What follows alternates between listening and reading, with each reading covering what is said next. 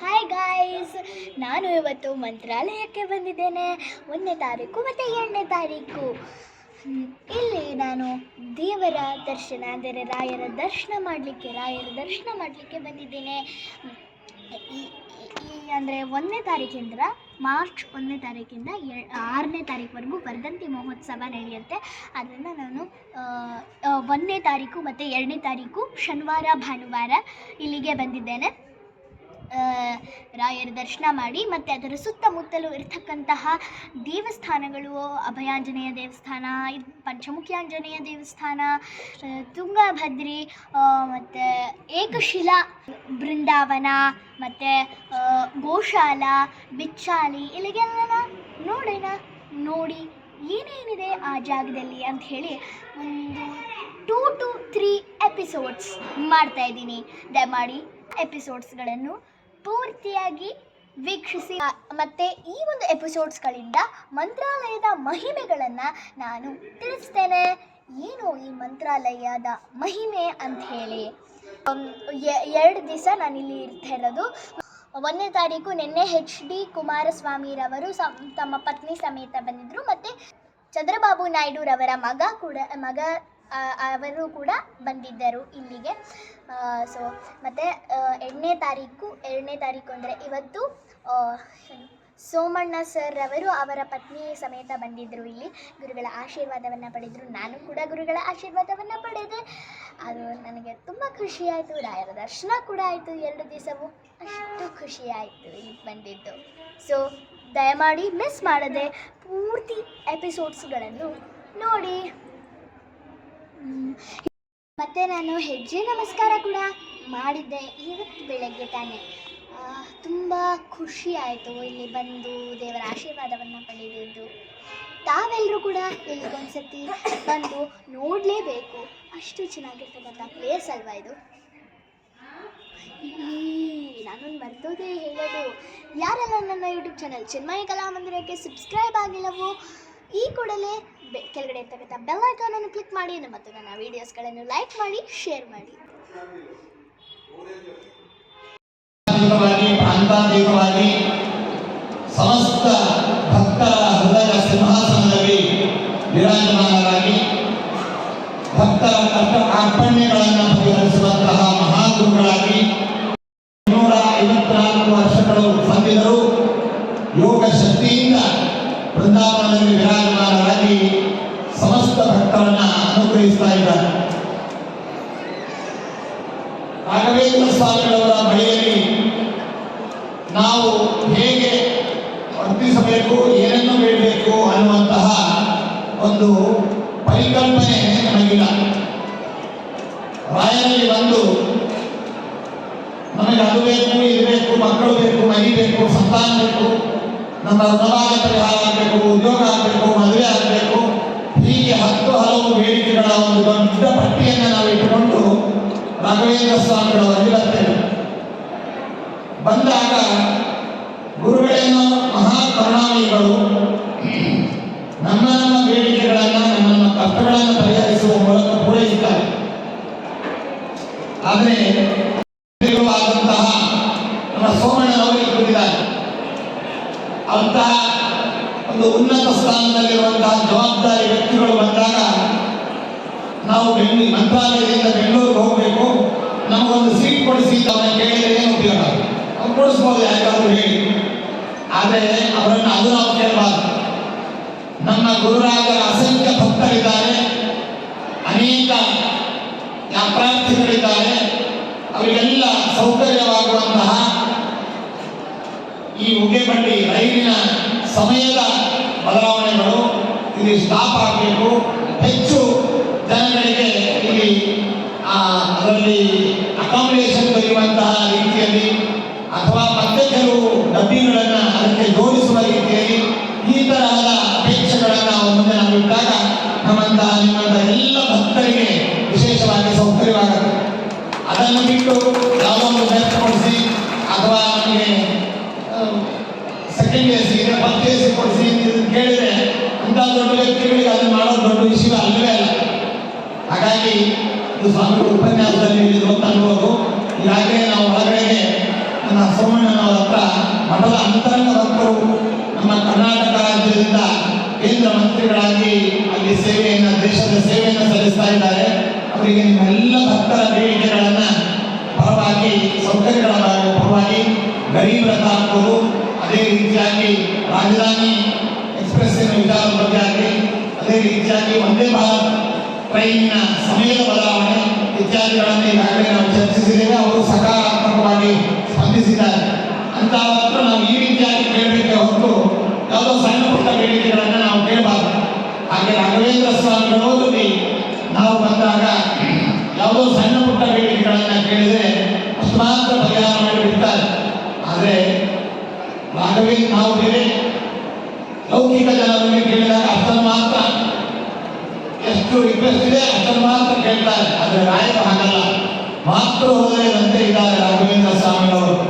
ಅವರ ಬಳಿ ಬಂದು ನಾವು ನಮಗೆ ಮಕ್ಕಳಾಗಬೇಕು, ಮದುವೆ ಆಗಬೇಕು, ಋಣಬಾಧೆ ಪರಿಹಾರ ಮಾಡಬೇಕು ಇಷ್ಟೇ ಹೇಳಿದರೆ ಅವರು ಅಷ್ಟು ಮಾತ್ರ ಮಾಡೋದಲ್ಲ. ಆ ಎಲ್ಲ ಲೌಕಿಕ ಬೇಡಿಕೆಗಳನ್ನು ನೀಡುವ ಮೂಲಕ ಪಾರಮಾರ್ಥಿಕವಾಗಿ ನಮ್ಮ ಆಧ್ಯಾತ್ಮಿಕದ ಉನ್ನತಿಗೋಸ್ಕರವಾಗಿ, ಪರಲೋಕದ ಸಾಧನೆಗೋಸ್ಕರವಾಗಿ ನಮ್ಮಲ್ಲಿರುವಂತಹ ಅಜ್ಞಾನ, ಮಮಕಾರ, ಸಾತ್ವತೆ ಎಲ್ಲವನ್ನು ಪರಿಹಾರ ಮಾಡಿ ನಮಗೆ ಭಗವತ್ತತ್ವದ ಭಕ್ತಿ, ಧರ್ಮದ ಒಂದು ಶ್ರದ್ಧೆ ಇವುಗಳನ್ನು ನೀಡಿ ನಮ್ಮ ಉದ್ಧಾರವಾಗುವಂತಹ ಮಾರ್ಗವನ್ನು ತೋರಿಸ್ತಾರೆ. ಅಂತಹ ರಾಘವೇಂದ್ರ ಸ್ವಾಮಿಗಳು ಮಾತೃಹೃದಯದಂತೆ ಇದ್ದಾರೆ. ತಾಯಿಗೆ ಮಗುವಿಗೆ ಬೇಕಾದಂತಹ ರೋಗ ಪರಿಹಾರಕ್ಕೆ ಬೇಕಾದ ಔಷಧೋಪಚಾರಗಳ ಬಗ್ಗೆ ವೈದ್ಯರು ಏನ್ ಮಾಡ್ತಾರೆ, ಮಗುವಿನ ಬಾಯಿಗೆ ಸ್ವಲ್ಪ ಜೇನುತುಪ್ಪವನ್ನು, ಸಕ್ಕರೆಯನ್ನು, ಮಧುರವಾದ ಸಿಹಿ ಪದಾರ್ಥವನ್ನು ರುಚಿ ತೋರಿಸುವ ಮೂಲಕ ಔಷಧಿಯನ್ನ ತಾಯಿ ಹಾಕುವಂತೆ ರಾಘವೇಂದ್ರ ಸ್ವಾಮಿಗಳವರು ನಮಗೆ ನೇರವಾಗಿ ಭಕ್ತಿಯನ್ನು ನೀಡಿದರೆ ಅಥವಾ ಭಗವಂತನ ಅರಿವನ್ನು ನಮಗೆ ನೀಡಿಬಿಟ್ರೆ ನಮಗೆ ಅದಲ್ಲೇ ಬೇಡ ಸ್ವಾಮಿ, ಮೊದಲು ನಮಗೆ ಮದುವೆ ಆಗಬೇಕು, ನಮಗೆ ಮಕ್ಕಳಾಗಬೇಕು, ಅಥವಾ ನಮ್ಮ ಋಣಬಾಧೆ ಪರಿಹಾರ ಆಗಬೇಕು, ನಮಗೆ ಉದ್ಯೋಗ ಸಿಗಬೇಕು ಅಂತ ಇಷ್ಟನ್ನೇ ನಾವು ಹೇಳಿ ರಾಯರು ಕೊಡುವಂತಹ ಆ ಧರ್ಮಜ್ಞಾನ, ಭಕ್ತಿ ಇವುಗಳನ್ನು ನಾವು ತಿರಸ್ಕರಿಸ್ತೇವೆ. ಮಗು ಔಷಧಿಯನ್ನ ಅದು ಉಗುಳುವಂತೆ. ಹಾಗಾಗಿ ರಾಘವೇಂದ್ರ ಸ್ವಾಮಿಗಳವರು ಏನ್ ಮಾಡ್ತಾರೆ ಅಂದ್ರೆ, ಮೊದಲಿಗೆ ನಿಮಗೆ ಬೇಕಾದದ್ದೇನು, ನಿಮ್ಮ ಬೇಡಿಕೆಗಳು ಅದನ್ನೆಲ್ಲವನ್ನೂ ನಾನು ನೀಡ್ತೇನೆ.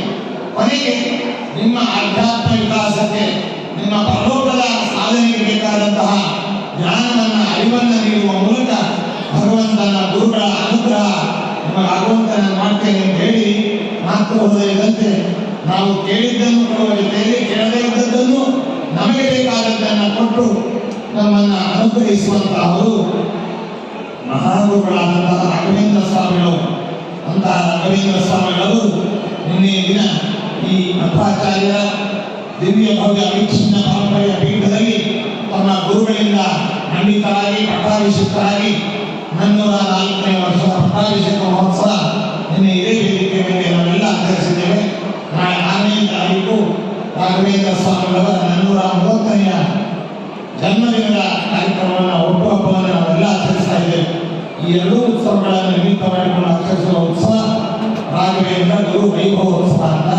ಅಂತಹ ಉತ್ಸವದ 2ನೇ ದಿನವಾದ ಈ ದಿನದಂದು ನಮ್ಮ ಜನಪ್ರತಿನಿಧಿಗಳು ತುಂಬಾ ಆಕ್ಟಿವ್ ಆಗಿರುವಂಥವ್ರು, ಪಾದರಸದಂತೆ ಎಲ್ಲ ಕಡೆಯಲ್ಲಿಯೂ ಕೂಡ ಓಡಾಡಿ ಜನರ ಕಷ್ಟ ಕಾರ್ಪಣ್ಯಗಳಿಗೆ ಸ್ಪಂದಿಸಿ ಸರಳವಾಗಿ ಜನರಿಗೆ ಸ್ಪಂದಿಸುವಂತಹ ವ್ಯಕ್ತಿತ್ವದ ನಮ್ಮ ಕರ್ನಾಟಕ ರಾಜ್ಯದ ಭೂತಪೂರ್ವ ಮಂತ್ರಿಗಳಾಗಿ, ಈಗ ಕರ್ನಾಟಕದಿಂದ ಕೇಂದ್ರ ರೈಲ್ವೆಯ ಮಂತ್ರಿಗಳಾಗಿ ಸೇವೆಯನ್ನು ಸಲ್ಲಿಸ್ತಾ ಇರತಕ್ಕಂಥ ನಮ್ಮ ಸೋಮಣ್ಣನವರು ನಮ್ಮ ಮಠದ ಅಂತರಂಗ ಭಕ್ತರಾಗಿದ್ದಾರೆ. ರಾಯರ ಪೂರ್ಣ ಅನುಗ್ರಹಕ್ಕೆ ಪಾತ್ರರಾಗಿರ್ತಕ್ಕಂಥ ಅವರು ಚುನಾವಣೆ ಪೂರ್ವದಲ್ಲಿ ಆಗ್ಬೋದು, ಚುನಾವಣೆ ನಂತರದಲ್ಲಿ ಆಗ್ಬೋದು, ಅಥವಾ ವರ್ಷದಲ್ಲಿ ಅನೇಕ ಬಾರಿ ಮಂತ್ರಾಲಯಕ್ಕೆ ಬಂದು ರಾಯರ ದರ್ಶನವನ್ನು ಪಡೆದು ರಾಯರ ಅನುಗ್ರಹವನ್ನು ಪಡೆದಿರತಕ್ಕಂತಹ ಉತ್ತಮ ವ್ಯಕ್ತಿತ್ವ ಅವರದಾಗಿದೆ. ಅವರನ್ನು ಕೇಂದ್ರ ಮಂತ್ರಿಗಳಾಗಲೇ ಮೊಟ್ಟ ಮೊದಲಿಗೆ ಮಂತ್ರಾಲಯಕ್ಕೆ ಬರಮಾಡಿಕೊಂಡು ಅವರ ಶ್ರೇಯಸ್ಸಿಗೆ, ಅವರಿಗೆ ಇನ್ನೂ ಹೆಚ್ಚಿನ ಕ್ಯಾಬಿನೆಟ್ ದರ್ಜೆಯ ಮಂತ್ರಿಗಳಾಗಿ ಕೇಂದ್ರದಲ್ಲಿ ಅವರು ಬರಬೇಕು ಅನ್ನುವಂತಹದ್ದು ನಮ್ಮೆಲ್ಲರ ಅಪೇಕ್ಷೆ. ಅದನ್ನು ರಾಯರಲ್ಲಿ ನಾವು ಪ್ರಾರ್ಥಿಸೋಣ. ಅವರಿಗೆ, ಅವರ ಕುಟುಂಬಕ್ಕೆ ವಿಶೇಷವಾಗಿ ಭಗವಂತ ಅನುಗ್ರಹಿಸಿ ಅಂತ ಪ್ರಾರ್ಥನೆ ಮಾಡಿ ಈ ಶುಭ ಸಂದರ್ಭದಲ್ಲಿ ಅವರನ್ನು ಸನ್ಮಾನಿಸಲು ನಮಗೆ ಬಹಳ ಸಂತೋಷವಾಗ್ತಾ ಇದೆ. ಮತ್ತೆ ಈಗಾಗಲೇ ನಾವು ತಿಳಿಸಿದಂತೆ ಸ್ವಾಮಿಗಳಿಗೆ ಯಾವುದು ಬೇಕಾಗಿಲ್ಲ, ನಮಗೆ ಹಣದ ಅವಶ್ಯಕತೆಯೋ ಅಥವಾ ಮತ್ತೆ ಯಾವುದೋ ಇನ್ಫ್ಲೂಯೆನ್ಸಿನ ಅವಶ್ಯಕತೆ ನಮಗೆ ಇರಲೇ ಇಲ್ಲ. ನಿಮ್ಮಂಥ ಭಕ್ತರೇ ನಮ್ಮ ಸಂಪತ್ತು.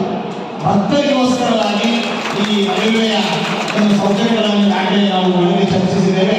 ಇದನ್ನು ಸಕಾರಾತ್ಮಕವಾಗಿ ಸ್ಪಂದಿಸಿ ಎಲ್ಲ ಭಕ್ತರಿಗೆ ಸೌಕರ್ಯವಾಗುವಂತಹ ಈ ರೈಲ್ವೆಯ ಅನುಕೂಲಗಳನ್ನು ಮಾಡಿಕೊಡಬೇಕು ಅಂತ ಈ ಸಂದರ್ಭದಲ್ಲಿ ನಾವು ಅವರಿಗೆ ಸೂಚಿಸ್ತಾ, ಅವರ ಪರವಾಗಿ ಮಾಡಿಕೊಟ್ಟೇ ಕೊಡ್ತಾರೆ ಅನ್ನುವಂತಹ ಹಾಮಿಯನ್ನು ಅವರ ಪರವಾಗಿ ನಿಮಗೆಲ್ಲರಿಗೂ ನಾವು ಈ ಸಂದರ್ಭದಲ್ಲಿ ನೀಡ್ತಾ ಇದ್ದೇವೆ. ಅದೇ ರೀತಿಯಾಗಿ ಮತ್ತೋರ್ವ ಸಾಧಕರು ನಮ್ಮ ಕರ್ನಾಟಕ ರಾಜ್ಯದ ಸರಳ ವ್ಯಕ್ತಿತ್ವ, ಜೊತೆಯಲ್ಲಿ RSS ಮೊದಲಾದಂತಹ ಹಿಂದೂ ಪರವಾದ ಸಂಘಟನೆ, ಜನಪರವಾದ ಸಂಘಟನೆಗಳಲ್ಲಿ ತಮ್ಮನ್ನು ತಾವು ತೊಡಗಿಸಿಕೊಂಡು ಉತ್ತಮವಾದಂತಹ ವ್ಯಕ್ತಿತ್ವವನ್ನು ರೂಪಿಸಿಕೊಂಡಂತಹ ನಮ್ಮವರೇ ಆದಂತಹ ಶ್ರೀಯುತ ನರೇಶ್ ಅವರು ನಮ್ಮ ತಿರುಮಲ ತಿರುಪತಿ ದೇವಸ್ಥಾನದ ಬೋರ್ಡ್ ಮೆಂಬರ್ ಆಗಿ ನಮ್ಮ ಕರ್ನಾಟಕ ರಾಜ್ಯದಿಂದ ಅವರು ಬೋರ್ಡ್ ಮೆಂಬರ್ ಆಗಿ ಪ್ರತಿನಿಧಿಸಿ ಶ್ರೀನಿವಾಸನ ಸೇವೆಯಲ್ಲಿದ್ದಾರೆ. ಅವರ ಈ ಬೋರ್ಡ್ ಮೆಂಬರ್ಶಿಪ್ ಅವಧಿಯಲ್ಲಿ ವಿಶೇಷವಾಗಿ ತಿರುಮಲ ತಿರುಪತಿ ದೇವಸ್ಥಾನದಲ್ಲಿ ಇನ್ನೂ ಅನೇಕ ಅಭಿವೃದ್ಧಿ ಕಾರ್ಯಕ್ರಮಗಳಾಗಿ ಭಕ್ತರಿಗೆ ಅಲ್ಲಿಯೂ ಕೂಡ ಸರಳವಾಗಿ ದರ್ಶನ, ವಸತಿ, ಪ್ರಸಾದ ಮೊದಲಾದಂತಹ ವ್ಯವಸ್ಥೆಗಳಿಗೆ ಇವರೆಲ್ಲ ಮಾರ್ಗದರ್ಶನ ಮಾಡುವಂತಾಗಲಿ. ಶ್ರೀನಿವಾಸನ ಸೇವೆ ನಿರಂತರವಾಗಿ ಅವರಿಗೆ ದೊರೆಯಲಿ. ನಮ್ಮ ಕನ್ನಡಿಗರು ಅಲ್ಲಿದ್ದಾರೆ ಎನ್ನುವಂತಹ ಹೆಮ್ಮೆ ನಮಗಾಗಿದೆ ಅಂತ ಈ ಸಂದರ್ಭದಲ್ಲಿ ಹೇಳ್ತಾ ಅವರನ್ನು ಅಭಿನಂದಿಸಿ ಈ ಸಂದರ್ಭದಲ್ಲಿ PTD ಬೋರ್ಡ್ ಮೆಂಬರ್ ಆಗಿ ಅವರನ್ನು ಸನ್ಮಾನಿಸಲು ನಮಗೆ ಬಹಳ ಸಂತೋಷವಾಗ್ತಾ ಇದೆ. ಅವರು ಅವರ ಕುಟುಂಬವನ್ನು ನಾವು ಈ ಸಂದರ್ಭದಲ್ಲಿ ಅಭಿನಂದಿಸಿ ಆಶೀರ್ವದಿಸ್ತಾ ಇದ್ದೇವೆ. इसी समय बनारस से हमारा जो गंगा मैया का पुत्र रूप से विश्वनाथ जी का प्रतिनिधि रूप से हमारा रेलवे DRM को लोग भी ये कार्यक्रम में भाग ले रहा है। उनका डिवीजन का अधिकारी है, उनको भी भगवान का आशीर्वाद और कृपा रहने का भगवान का चरणों में उनका तरफ हम लोग प्रार्थना करके आशीर्वाद करेंगे। अभी जो रेलवे का व्यवस्था के लिए भक्तों के सौकर्य सुविधा के लिए हम लोग बात किया, वो भी इन्हें सोच के इतना जल्दी होते उतना जल्दी वो व्यवस्था करने का उन्हें भी तैयार है, ऐसा हम लोग उनको अभिनंदन करें। ಗುರುಗಳು ಅವರನ್ನು ಆಶೀರ್ವದಿಸಿದ ಸಂದರ್ಭ. ಧನ್ಯವಾದಗಳು.